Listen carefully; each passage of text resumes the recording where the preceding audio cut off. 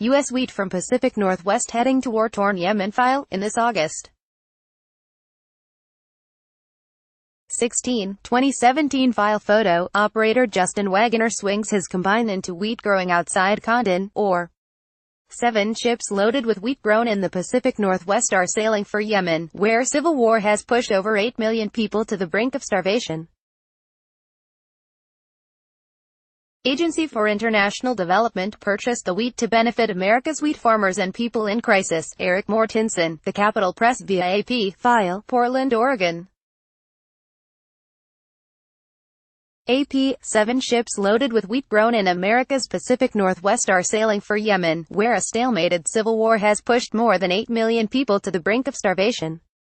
The U.S. Agency for International Development, which administers the Food for Peace program, purchased the wheat to benefit America's wheat farmers and people in crisis. It was then handed over to the UN's World Food Program to be shipped and distributed in Yemen. Stephen Anderson, the WFP's Yemen country director, told a Friday news conference in Portland that the wheat will provide much-needed relief. "We're doing our best to get food assistance to those people who need it most," Anderson said, according to the Capital Press, an agricultural publication. Over the past 2 weeks, 7 ships filled with 176,000 tons, 159,665 metric tons, of wheat have left Portland for Yemen, 2 Oregon politicians said. Democratic U.S. Sen.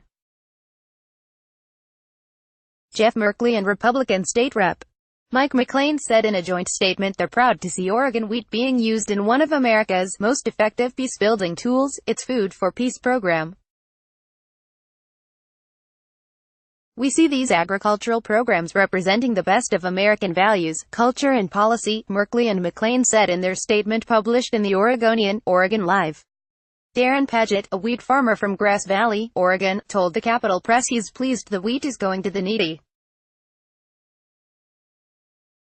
Aid workers in Yemen are worried that fighting that is nearing a port where most food aid arrives could force its shutdown and potentially tip millions into starvation. WFP Executive Director David Beasley has called Hodeidah Port a humanitarian lifeline for millions who are on the brink of famine. Yemeni government forces, backed by a Saudi-led coalition, have been trying to retake Hodeidah as they battle Iran-allied rebels known as Houthis. The Houthis seized control of Sana'a, Yemen's capital, in September 2014, and later pushed south toward the port city of Aden. The Saudi-led coalition entered the conflict in March 2015 and has faced criticism for a campaign of airstrikes that has killed civilians and destroyed hospitals and markets. The Houthis have laid landmines, killing and wounding civilians. They also have targeted religious minorities and imprisoned opponents. The stalemate war has killed more than 10,000 people. Around 2/3 of the country's population of 27 million relies on aid and 8.4 million are at risk of starving. Copyright 2018 The Associated Press. All rights reserved. This material may not be published, broadcast, written or redistributed.